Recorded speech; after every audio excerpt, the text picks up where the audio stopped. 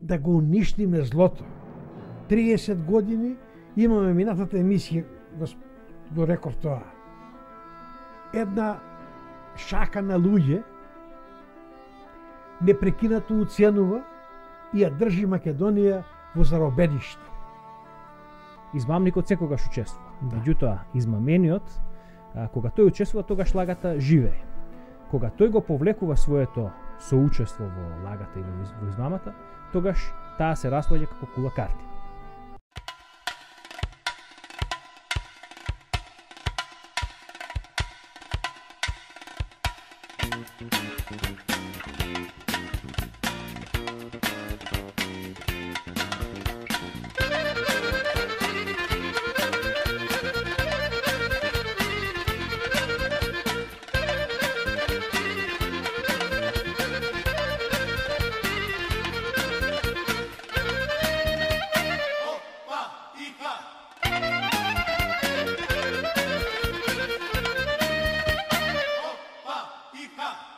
Добра вечер, почитувана публика, и добре дојдовте во 25-то издание на видеоподкастот Гласот на Слободна Македонија во продукција на Македонскиот информативен центар и Комитетот за демократизација на Република Македонија.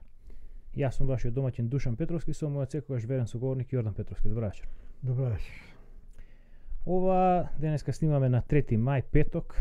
Емисијата ќе биде во етерот утре, сабота. Тоа би било некаде во попладневните часови по македонско време. Ова ќе биде дефинитивно последната емисија што ја снимаме пред вториот круг на изборите за председник на Република Северџанија. Изминативе, не знам веќе колку, 8 недели, сериозно се занимававме со кандидатите, се занимававме со прашањето на тоа како и дали воопшто постои некаква патека за било кој од кандидатите да победи без албанскиот глас. Ги разглобивме сите детали и мислам дека денеска ќе земеме малку одмор од таа тема конкретно. Меѓутоа ќе се бавиме со следното прашање, следниот чекор. Во однос на изборите ќе го речеме ова. Секоја измама, секоја лага, секоја магија на магионичар трае дури во неа соучествува измамениот. Измамникот секогаш учествува. Да. Меѓутоа, измамениот, кога тој учествува, тогаш лагата живее. Кога тој го повлекува своето соучество во лагата и во измамата, тогаш таа се распаѓа како кула карти. Ние македонците сме биле под некое туѓо робство, речиси целата наша историја.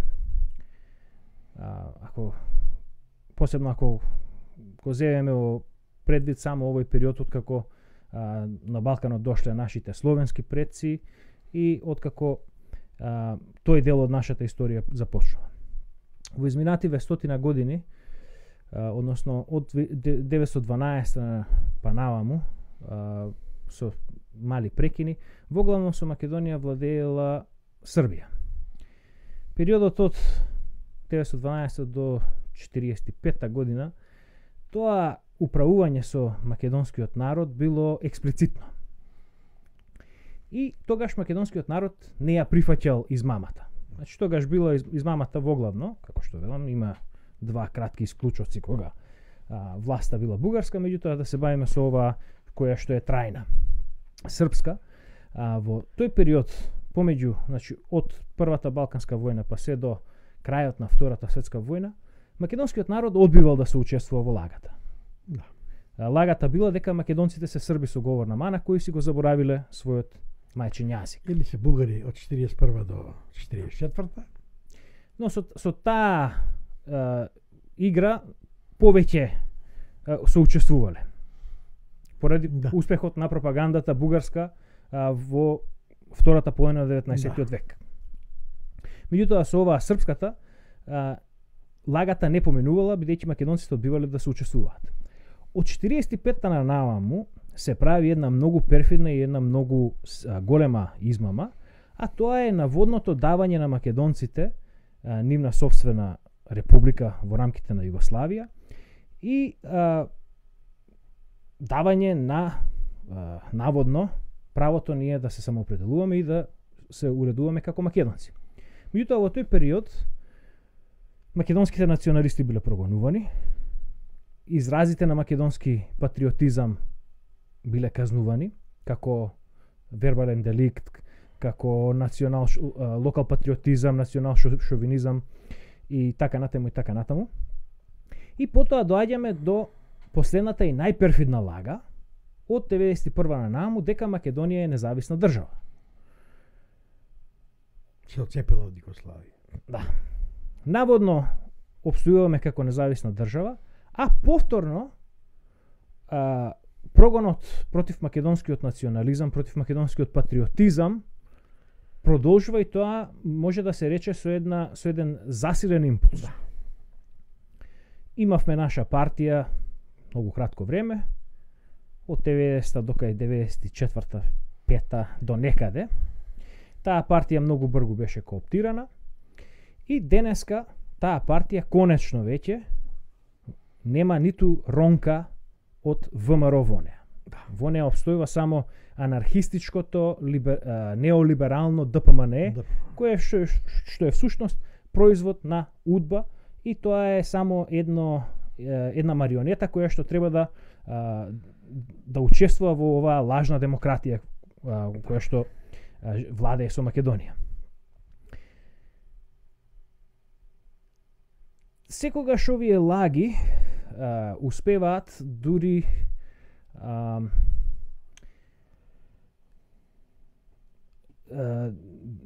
трае процесот на варење на жабата. Како се вари жаба? Се става во млака вода и полека само се покачува температурата. Доколку се фрли во врела вода, жабата скока. Сега, бидејќи доаѓаме до еден период кога, тоест една фаза веќе кога што треба повторно да се менуваат границите на Балканот, сега температурата се појачува. Тука е она што е добро е што ги буди успиените жаби. Тоа го видовме на 30 септември за прв пат, конечно македонскиот народ се освести. Тогаш имаше една конотација тој бојкот, бидејќи тогаш беше експлицитно околу името. Меѓутоа од тогаш до сега мислам дека веќе се повеќе и повеќе се буди жабата и се освестува што всушност се случува. Денеска доаѓаме повторно, значи имаме прилика да го направиме третиот бојкот. Третиот пат да покажеме дека не учествуваме во оваа измама. Меѓутоа сега веќе не е само името во прашање, туку се повеќе и повеќе македонци стануваат свесни поради тоа што измамникот мора да ги покажува своите карти, да ги покажува едноставно своите трикови. Се повеќе и повеќе македонци стануваат дека не е само во прашање името, туку дека е во прашање целокупниот систем. И уште нешто посериозно е во прашање. Тема за која воопшто не се говори во Македонија. А тоа е берлинските процеси. Да. Сега, значи, токму тоа ми беше целта до која сакав да дојдам. Да. Бидејќи лагата успеваше, односно соучествувавме во лагата во комунизмот, дека во Македонија имало тогаш демократија, соучествувавме во измамата која што се правеше, соучествувавме како соработници со УДБА, истото тоа продолжи и после независноста, гледаме до каде доведе тоа. Доколку сега, конечно не се освестиме, ова сега што следува, тоест така наречениот Берлински процес, се заканува да ја избрише македонската држава целосно. Берлин има еден процес во Берлин одржан пред 150 години, тоа е Берлинскиот конгрес кој што ја враќа Македонија во рамките на Отоманската империја. Денеска Берлинскиот процес се заканува да ја врати Македонија во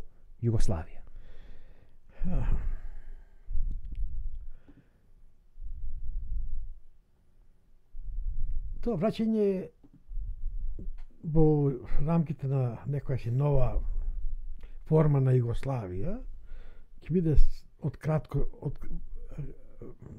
трајање. Целта е сосема друга. И јас прво би сакам малку неколку збора да кажам, за да ги упатам нашите гледачи, дека овој процес трае малце подолго, не е од вчера, не е од денеска. Но активно почнува како доаѓа Заев на власт. И чудно е што досега никој не се позанимавал ниту од новинарите, ниту политичарите, говорам за политичарите од наводната опозиција, кои нели се патриоти, кои се грижат за Македонија. Да. Никој не проговорил ништо и никој не го прашал Заев што разговараат на тие состаноци кога се е во прашање Берлинскиот процес. Што се разговара таму? Сега на екранот оди темата што ја имаш ти отворено и на која што постојано додаваш на форумот Котле под наслов од Вардара па до 3 точки. До сега имаше само еден текст тука од македонски весник, што не беше директно поврзан со процесот. Меѓутоа, сите текстови кои што ги објавуваш доаѓаат или од хрватски портали, или од српски портали, од германски портали. Само нема македонски... Не, има македонски, каде што вака видливо македонскиот текст. Да. Дека ќе добиеме сега вака. Македонија, кога беше наред средбата на балканските, на берлинските процеси во Трст, Заев вели вака, за нас, за Република Македонија, ова е навистина важен настан. Изјави и Заев во Трст премиерот Зоран Заев.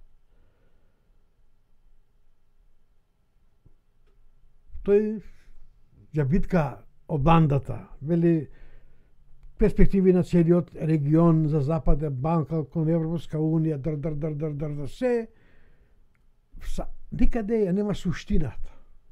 Да, впрочем, во сите македонски медиуми сега, конкретно околу ова последна посета на Заев во Берлин, овие ДПМН-евските медиуми се исмејуваа со Заев дека ете не добил датум за преговори.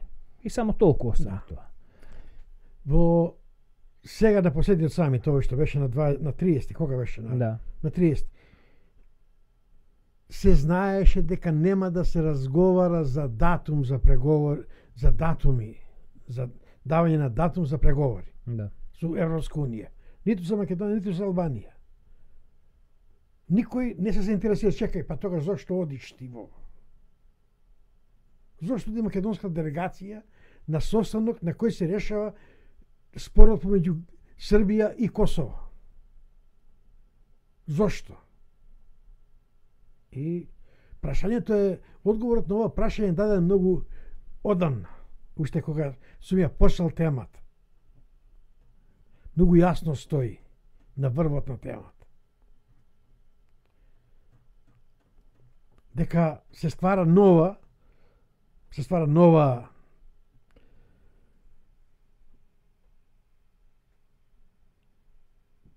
регионален политички проект од 6 држави ќе се здружат со заедничка цел. И ја имаат големата подршка од Меркел. Ова е планот на Меркел. Сега, јас она што е планот на Меркел? Бидејќи ова не е новина. По овој план Стипе Месич до 3 пати го има изнесено и сум пишувал за овој план многу одамна. Додека беше председател на Хрватска, тој секоја недела во 2 на пладне по канадско време гостуваше на едно хрватско радио тука и 40 минути траеше неговото гостување секоја недела И одговараше на прашања, ја зборуваше за политиките на Хрватска. И многу убаво го објасни ова што сега се случува. Меркел, односно Белинскиот процес, се обидува со интегрирање на државите од Западен Балкан да створи нова заедница на држави и така да го избегне воено решавање на менувањето на границите.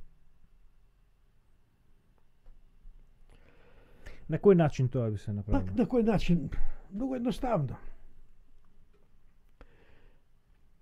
Бидејќи во тие држави, во таа заедница, многу јасно велат сега на последниот состанок, ќе има слободен проток на луѓе, значи ќе нема граници, секој ќе може да се седи кај што сака.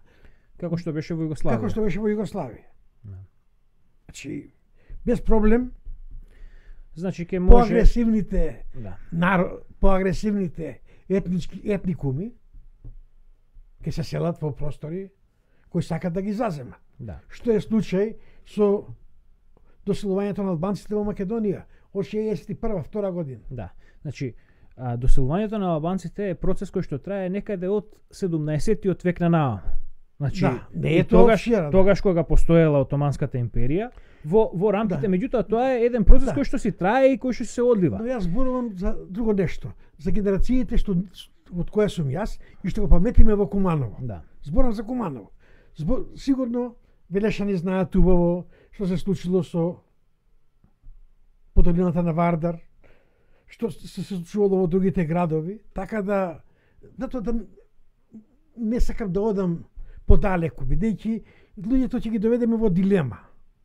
Дека ова е нешто повторно. Муабетот ми е дека во никоја ваквите работи се одвиваат одамна. Ама тоа процес не трае 5 години. И никој пат тие процеси, значи се случувало во Отоманската империја, случувало во Србија со колонизации, со едно друго, потоа се случува за време на Југославија, на нова Југославија. И што е заедничкиот коефициент тука, односно тоа заедничкиот именител, што само се населуваат во Македонија нови населенија, туѓинци, а ние се иселуваме, не одиме ние на пример да контрираме да има македонци што селат во Албанија или во Србија, не, ние се иселуваме целосно од Балканот, се иселуваме по Европа, по Австралија, по Америка.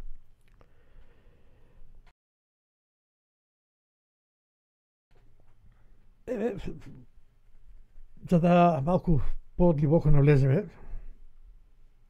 Заев ветуваше дека во моментот кога ќе се потпише Преспанскиот договор, веднаш ќе бидеме примени во НАТО и во ЕУ. Да. Барем во НАТО беше 100%. 100%. Во ЕУ беше кој ќе се ратификува во грчкиот парламент. Да. Така некако беше. Ќе добиеме датум за преговори. Да. И тој лани кога се враќаше од Брисел, тие славеа во авион дека датумот е веќе циментиран јуни месец, 19 јуни 2019 година. Сега, после сите овие перипети кои се случија во последните во април месец, изјавата на Хан дека нема проширување, изјавата на Макрон дека нема проширување и дека нема шанси Македонија да добие датум. Ја отвараат до крај улогата зошто е сменето името. Бидејќи не е сменето само името. Македонија нема историја. Македонија има историја од 45 година. Значи тоа е народ кој паднал од некаде на територија која ја имале други. Албанци, Срби, Бугари, Грци и нормално тие паднати од Господа, од небо тие паднати, дека немаат право на таа територија. Знам многумина ќе кажат дека ова е фикција. Не е фикција. Бидејќи што бараше Заев на преговорите помеѓу Србија и Косово, сега во Берлин. Што има тој да бара во тие преговори? Што? Зошто, веднаш се случи една работа. На 1 мај, значи ден после одржувањето на самитот во Берлин, Хрватите во Босна прогласија држава, Херцег Босна. Значи, пратија јасна порака дека тие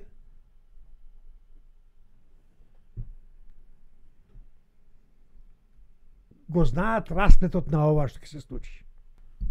Интересно е ова што се случува сега во Босна, тоа е значи од вчера. Да.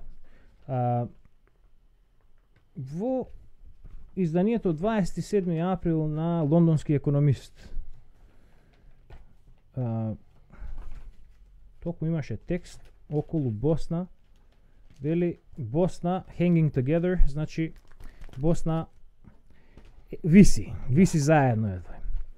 И текстот не е многу долг, не е многу длабок, меѓутоа кажува некои сериозни работи. Вели дека ниту србите сакаат да се во таа федерација, ниту хрватите, ниту само муслиманите не се знае со ништо ќе се прави, дека Додик одржува блиски односи со Путин, кога има прилика оди таму, муслиманите одржуваат блиски односи со Ердоган, на секоја прилика одат на посета кај него, хрватите сакаат тие да се отцепат, значи Босна веќе имаше исто така нешто имаше нешто во текстот околу како некоја завера каде сега хрватите се обидувале да ги наместат муслиманите дека шверцувале оружје и дека овие што се сега муслиманските милитанти радикализирани што биле на боиштата во Сирија, дека тие се враќаат и дека тие подготвуваат нешто. Демек текстот сега беше малце пошто бидејќи лондонски економист е левичарски весник, беше едноставно да ги да покаже дека муслиманите се повторно жртва во една смисла, меѓутоа тоа покажува како и да е дека се прават некакви обиди да се отпочне некаков конфликт во Босна. Во Босна нема да има конфликт. Зошто? Да. Хрватите ќе го добијат своето без Херцег Босна, нема потреба да се војува за неа. Додик веќе има исцртано и границите се веќе утврдени на Република Српска. Да. Муслиманите од Босна ќе бидат задоволни бидејќи ќе добијат држава. Каква таква? За нив е битно да опстане како муслиманска држава. Држава на бошњаците. И сега тука, бидејќи во војна, муслиманите ќе бидат губитници. Тоа е дефинитивно. Ќе немаат поддршката на хрватите која има за време на војната против JNA и против Србија. Хрватите нема да застанат сега на страна на муслиманите. После се што се обидува муслиманите да им усртат на хрватите во Босна, нема да го направат тоа хрватите. Војна и на Косово ќе нема. Бидејќи околу Косово ќе нема војна. Србија ќе биде компензирана за тоа што ќе го изгуби Косово. И сега тука е главната битка. Што Србија сака да зафати дел од Косово, Митровица и некои енклави, други кои што има споменици, цркви, обележат тие да бидат екстериторијални зони на Косово, кај што како амбасади што се во низ светот, така да и тие да бидат српски. Косово тоа не го дозволува, албанците на Косово не го дозволуваат. И сега тука е главната расправија. Македончето молчи, ниту бара нешто, а спремно е се да даде само да остане на власт и да се врати делот кој ќе остане во Македонија, кој ќе остане македонски, да се врати пак во мајка Србија.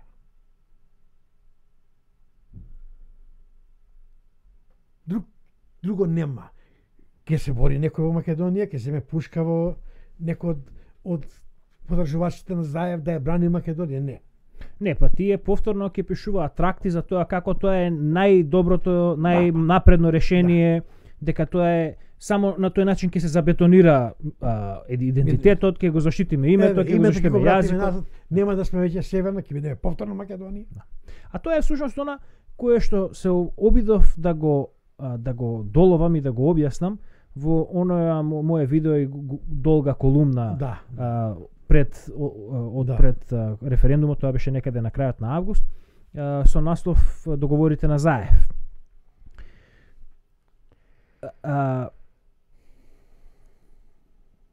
Целта на овие договори за добрососедство со Бугарија не беше да се постигне добрососедство со Бугарија. Целта на договорот со Грција околу промена на името не беше суштински околу промена на името. Влошија односите. Да. И со Бугарија, бидејќи се створија антагонизам кај луѓето. Да. Договорот е парче хартија. Да. Ако тој договор не биде прифатен од двете страни, граѓаните од двете страни, тој договор не може никогаш да заживее. Да. Еве, повторно кршеле коли на македонци во Грција.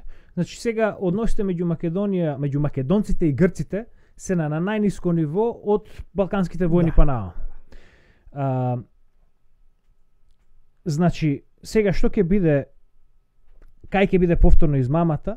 Сега значи кога ќе се дојде на ред да се прави ова нова Југославија, Заев или Заев сега, новиот Заев, зашто Заев веќе е истрошен, тој е човек за еднократна употреба. Некој друг ќе биде, некоја Гога, некој Мицковски, некој, може сега не знам да не ставам имиња, али меѓутоа ќе биде некој сигурно кој што на кого му бил градено реноме за голем националист, за голем патриот. Значи гледајте меѓу тие луѓе, тие ќе бидат првите што ќе се излетаат, како на пример сега што Апасиев се излета, да не убедуваат дека најсигурното решение, она што ќе ја спаси Македонија, она што ќе ни го поврати името и идентитетот, ќе биде влез во таа нова федерација. Како што сега Апасиев што не убедува дека гласот за Силјановска ќе биде глас за враќање на македонскиот идентитет. Не знам. Јас за ова разврска говорам доста долго. Кој читал, многу ми ова го сметале како моја некоја моја налудничева фикс идеја, ама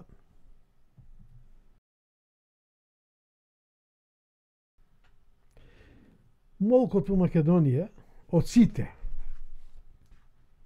зар немаше еден новинар кој ги прочитал овие случувања за Берлинскиот процес и сега новие 9 дебати на кандидатови председателски, да го постави прашањето дали се во текст со Берлинскиот процес.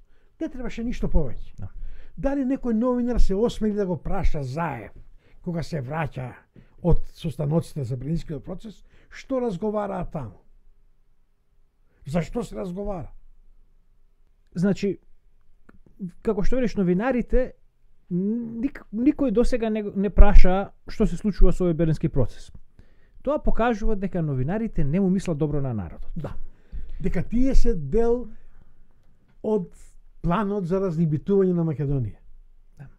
Тие се, јас зашто сум напишал, не знам колку пати досега сум кажал, еден од столбовите на кој почива УДБА е новинарството. Еден од главните. Главните. Втора е културата, правосудството, да. Тоа се и образованието. И образованието. Четирите столба. Четирите столба. И ние сега бараме од граѓаниве, од луѓето во Македонија, да знаат што се случува. Кој да им каже, од каде да се информира? Да. Нема.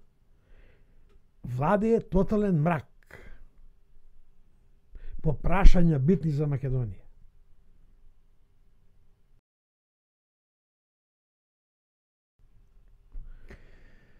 Емисијава ќе ја задржиме на кратко денеска и мислам дека Да. нема многу подлабоко да навлегуваме. Нема за сега. Само сега би сакал да ги повржеме две работи. Значи, ова што се случува во Белин, овие белински процеси, можат, но не мораат да бидат крајот на Македонија. Еден начин, еден релативно сигурен начин како можеме да го спречиме тој процес е преку бојкот на овие претседателски избори. Зошто? Затоа што бојкотот треба да отпочне една нова политичка криза, која што треба да доведе до нови парламентарни избори, меѓутоа овој пат нема на тие парламентарни избори да се бориме меѓу Мицковски и Заев, Груевски да се враќа или некаков да го воскреснуваме Лјупчо Георгиевски. Овој пат на тие избори ќе мора да се прави нешто во рамките на она што го зборува докторот по право Маријан Попевски. Да. Правење на некаква, тој ја нарекува партија на македонскиот народ, значи не народна партија на Македонија, туку партија на македонскиот народ. Многу прецизно е. Значи не е идеолошка воопшто, идеологијата е правење на македонска држава. Да. Тоа е основата на таа партија. Правна држава, демократска држава и после тоа ќе се направат, ќе се прави идеолошки влади, ќе се борат на фер и демократски избори. Да. Таа е партијата која што, барем според резултатите од референдумот и од првиот круг на претседателски избори, таа е партија која што би требала да има најголема поддршка кај народот, значи да има волонтери, луѓе кои што ќе трчаат, кои што ќе агитираат, кои што ќе наблюдуваат на самиот ден на гласањето и од таа партија, значи од тие барем 400.000 души кои што ги има сега, а всушност зборуваме за некаде од 400 до 1.200.000 души реално. Во тие сигурно ќе најдеме 120 кандидати за пратеници и потоа сигурно ќе најдеме уште 20 на луѓе кои што ќе бидат извршната власт, владата и така натаму. Јас сум поборник и јас пишувам за тоа многу често и инсистирам да сите луѓе од бојкот, веќе да има, никој од нас не е водач на бојкот, не постои водач. Да. Затоа го пишувам тоа, за да го... Канадскиот изборен систем е идеален за македонски услови. Малку ќе објасниме тоа, за да биде појасно зошто мора да има бојкот и се додека не се прифатат тие услови. Бидејќи ако пак влеземе во игра да се направи избори по овој изборен закон и по овој закон за влада, пак нема ништо. Да. Еве канадскиот изборен систем, најкратко да го објасниме. Значи почнуваме од извршните комитети, од кандидирањето на секој поединечен кандидат. Во секоја партија се обзнануваат, се дава конкурс, бараме кандидати. Кандидати, нема конкурс. Конкурс, ајде да биде по-пластично објаснето. Кој сака може да се пријави, тие луѓе што се пријавуваат даваат своји генерали на генерал-штабот на партијата, таму се проверуваат нивните политички досија, едно друго, односно тоа криминални досија, дали се апсени, дали имаат банкрот прогласено едно друго, меѓу другото им се проверуваат еве и социјалните мрежи и така натаму. Секој од тие кандидати оди самиот од член на куќа на куќа, збира нови членови да донесе во партијата и на крај сега баш ние се подготвуваме за избори овдека, на крај на конкурсот се одржува избор внатре во изборната единица. Во изборната единица. Значи секоја изборна единица си има своја конвенција. Тоа да биде јасно. Секој кандидат, значи врши кампања во тој период од месец дена или колку ќе биде 2 месеци, врши кампања во својата изборна единица, прибира донеса членови, тие луѓе го бираат, значи целокупното членство на таа изборна единица го бира и значи секоја изборна единица си има свој локален избереник. Тоа е за свој кандидат. Систем на избори, што да го појасниме. Да. Кој ќе добие најмногу гласови тука, тој иде натака. Сега во она што се вика генералните избори. Да. Повторно имаме месец дена кампања. се бира, значи за секоја изборна единица се бира пратеник. Сега тие пратеници во канадскиот систем имаат малку по, како да кажем, приглушено после свое учество во рамките на партијата на како се викаше координативната група на партијата. Меѓутоа партијата со најмногу мандати, без разлика дали освоила 50 плюс 1%, 50% плюс 1 мандати или не, значи партијата што освојува најмногу мандати, дали е тоа 32%, дали е тоа 51%, дали е 17%, нема врска. Партијата која што добива најмногу мандати добива право да прави влада. Таа влада не се бира на првата седница на собранието, туку таа влада добива некаде помеѓу 6 и 9 месеци отприлика, некаде добива грейс период. На првото гласање за буџет е всушност првиот глас на доверба на владата. Да. Значи, како функционира во меѓувреме таа влада?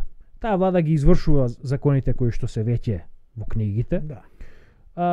Владата има дискреција до одредена мерка како ќе ги спроведува, кои закони ќе имаат приоритет на спроведување. Например, минатата година се легализираше марихуаната овде. До тогаш беше целосно нелегална, меѓутоа имаше периоди кога се гонеше за една трошка марихуана, се одеше во затвор. Потоа имаше период кога дојде Трудо на власт, имаше дуќани по големите градови кои што функционира без проблем, затоа што министерот за полиција одредуваше дали тоа ќе биде нешто што се гони или нема се гони. Значи владата може да функционира во меѓувреме, да спроведува закони, да ги спроведува законите на кои што се веќе на хартија, да носи нови закони доколку успее да најде поддршка во парламентот во другите партии и значи на првиот буџет таа добива глас на доверба или недоверба. Уште една многу битна работа. Значи изборниот систем е мнозински. Да. Со еден круг на гласање. Да. Се спречуваат манипулации, договори, ајде сега ние нашиот изгуби, ама ќе ги тераме нашите членови да гласаат за вашиот кандидат, ама ќе ни дадете толку директорски места во градот. Нема. Тука завршува. И уште една многу важна работа. Министрите се бираат од редот на пратениците. Да. Значи, човек кој не поминал на избор не може да биде министр. Значи, ако тој не биде избран на избори, како може да биде министр? Не може да биде министр. Бидејќи тој нема легитимитет од народот. Да. Од гласачките. Тоа се многу да излезе ситни работи, но се многу битни. Да. Ке ти донесат у влада министра, како што е обичај, кој народот не може да го смисли. Затоа тој не се кандидира, бидејќи знае дека ќе биде министр после, ова дека помине гласањето, ќе го ставиме Заев на листа, ќе го ставиме ово на листа, бидејќи е пропорционален системот, и така ќе привлечеме гласови, потоа тие ќе се повлечат од пратеничките места и ќе влезат и пратеници, луѓе кои не можеле никош да стасаат до пратеници, и ќе повлечат министри, заменици на министри, луѓе кои никош кои не би поминале на избори. И што е основната цел на ваквиот начин на избори? Нема кој да ја уценува владата, да ти дадеме 5 пратеника, за да има 61 глас за влада, ќе ни дадеш закон за јазик, ќе ни дадеш тиранска платформа, ќе ни дадеш ова, ќе ни дадеш амнестија за убици на цивили. Тука е поентата. И за тоа се свесни, системот е свесен. УДБА е свесна дека веднаш таа ќе падне, прва која ќе падне е УДБА. Ако се донесе ваков изборен закон, таа ќе нема влијание. Таа ќе изгубена. И затоа Бојкотов не е заради овие претседателски избори. Бојкотот е за многу побитна работа. Бојкотот е да го уништиме злото. 30 години имаме минатата емисија, го реков тоа. Една шака на луѓе непрекинато уценува и ја држи Македонија во заробеништво. Тоа е проблемот. Додека тој проблем не го решиме, не можеме да направиме држава. Да направиме граѓанска држава. Граѓанска држава значи дека сите ќе бидеме еднакви пред законот и ќе се интегрираме во општеството как по идеологијата, а не по етникумот. И според вредноста. Кога викам идеологијата, значи никој нема во партијата да дозволи да те кандидира тебе ако немаш вредност. Да. Значи, кој објаснуваш пред малку, кандидатот ќе почне од општинскиот комитет. Да. Ако таму не поминеш ти, како може да се надеваш на кариера? Да. Зошто е клучното тоа во собствената изборна единица? Затоа што тука највише те познаваат. Те познаваат, да, меѓу своите луѓе се кандидираш. Во ред. За денеска толку, значи ќе повториме. Измамата секогаш трае само додека има соучествништво од измамениот. Измамениот е македонскиот народ, досега учествуваше од 45-та на наваму учествува во лагата, меѓутоа во последно време се помалку и помалку и тоа е она што нас не радува и тоа е она што впрочем може да ја спаси Македонија од едната можна иднина која што ќе биде крај на таа држава. Да продолжиме со бојкотот. Меѓутоа ова не е бојкот само за преспанскиот договор. Бојкот за Македонија. Ова е бојкотот за спас на Македонија.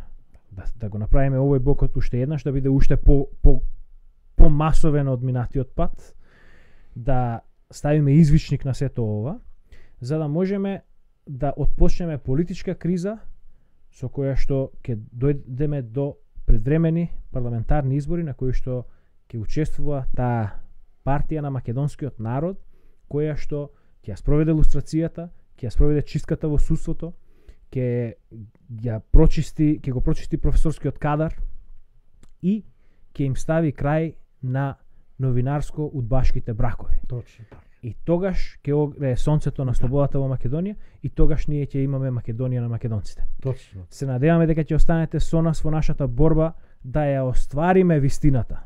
Затоа што само вистината е она што ќе не ослободи. До следниот пат, до гледање. Поздрав и не заборавете, недела е ден на бојкот. Недела е ден на Господ. Да. Одете во црква, одете дома, одете на пикник. Така. До гледање. До гледање. Тирани чудо ке направиме, јарем ваш не трпиме, ние крв јуначка ќе пролееме и пак ке се ослободиме. Ова химна е пеена до 50-та година, да памтиш, од 44-та година до 50-та година. 50-та година свињите комунистички, ова химна е забрани.